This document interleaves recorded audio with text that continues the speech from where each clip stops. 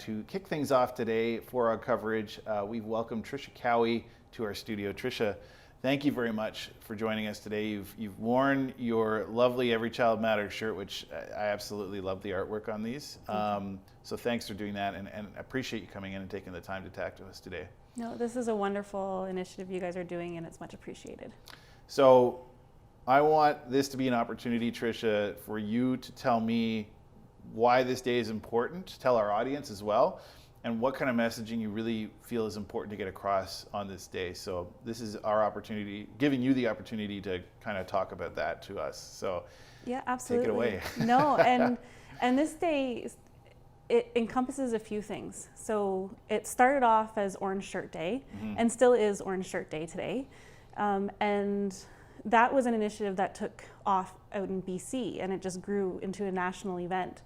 And it is revolving around the story of a residential school survivor, Phyllis Webstad, who, had this beautiful orange shirt that she wanted to wear to school on the first day.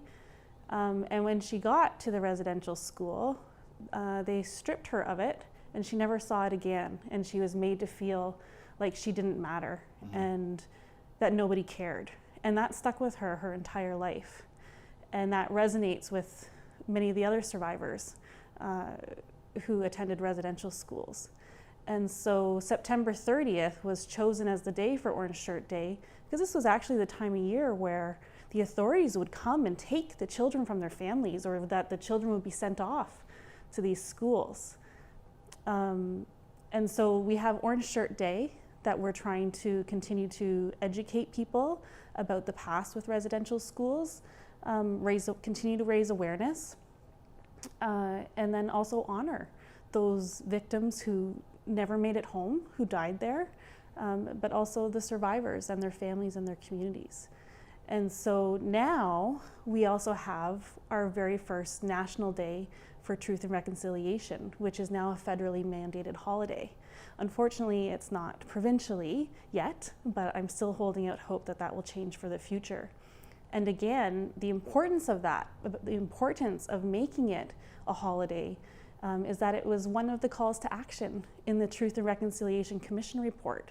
Call to action number 80, have a day where we're honoring the victims and the survivors from residential schools. We need to take this moment to never forget what happened, and to commemorate this and recognize the ongoing legacy.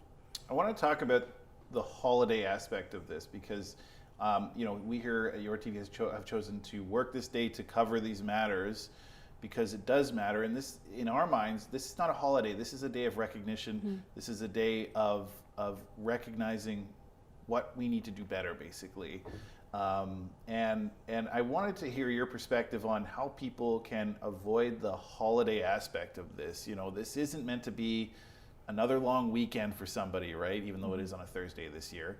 It's not meant to be a day off of work. It's meant to be something that is an opportunity for people to recognize the atrocities that have happened in this country, and also think about how to move forward. Would you agree with that? Yeah, absolutely. And it does feel funny, like I don't call it a holiday. It's called the National Day for Truth and Reconciliation, or Orange Shirt Day.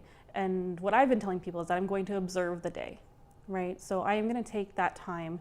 I'm going to think about the stories that my elders have told me, the stories, that I hear amongst our community members about their family members who were forced to attend residential schools. I'm going to take the time to think in my own life as a lawyer who has practiced in family law. I've worked a number of CAS cases, and where, families are still being taken or still being ripped apart, right? And so we often hear that the child welfare system is the new residential school system. Yeah. We still have so many children who are in care.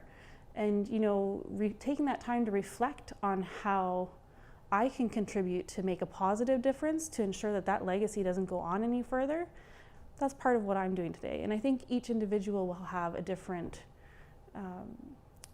insights on what they can do to move forward with reconciliation. Maybe you don't know the history enough yet. Learn it. And I don't just mean like what happened to Indigenous peoples and their communities, what did the Canadians do, right? Because it's not just a one-sided thing. This happened to you. It's, we did this to you. Yeah. And I don't mean that in an individualistic way, like No. I did this and I'm responsible. It's important to know, though, what occurred in the past from both sides, right? What systems were put in place that allowed this to happen, and how are those still continuing today? And that's going to be a big step forward going on in learning and raising awareness, but also in terms of individuals and organizations figuring out what can you really do to help push forward on reconciliation that's meaningful. I want to talk about the Catholic school system, and we've had conversations before, you and I, and you've openly told me that you struggle with this because you come from two worlds of this Indigenous and Catholic background, and I want to hear what your thoughts are now in terms of what they are doing to try to reconcile what has happened, and maybe how this day can kind of play into that as well with churches in Canada and things, you know, in that respect. So I know that there was a recent apology from Canadian Catholic priests. I'm sorry, I don't know the name of the organization. It didn't come with any kind of anything else. It was an apology. And a lot of people, I think, were expecting a little bit more, like, okay, well, so how else are you going to help? What can you put in place to continue to help with either mental health or the survivors who are still suffering today? How can you atone for those mistakes that you are saying sorry for? So the apology, I'm sure, was appreciated, but there's still more to do. And of course, the apology from the Pope is still one of the calls to action. Yep. And again, I don't see how he cannot apologize. And I hope that that's coming in the near future. I mean, how justified would it be if we heard something today, you know, from the Pope? I mean, it would be an amazing kind of, you know, that connection, right? That would be a wonderful recognition, and I think that it would certainly add to the day. So we just have I wish we could talk forever, but we do have to move in the program, but we have a few minutes left here. I wanted to get just an opportunity of final messaging from you on what you'd really like people to hear coming out of today. What is the main message you want people to have in their minds? You know, today is for survivors and their families. This is for First Nation and Métis and Inuit communities. There is so much healing to go forward. And so even if it's not something that you might feel connected to individually, at least think of your neighbor who this day could mean so much more than you could ever imagine. And so being respectful of that and not poo-pooing the ceremonies or the events that are going on, and just sharing that respect, even if you're not quite where you need to be in terms of education or wanting to move forward on reconciliation, then I would just ask that you be respectful. But really, it's about educating yourselves and finding ways that we can build bridges between communities and atone for our past. It's very powerful. Thank you, Tricia, for that. I appreciate it. And thank you for coming in today and sharing your insights with us. You've always been a fantastic advocate locally for the Indigenous community, and we appreciate you taking the time to come talk to us. No, it's a pleasure. Thank you. Thank you.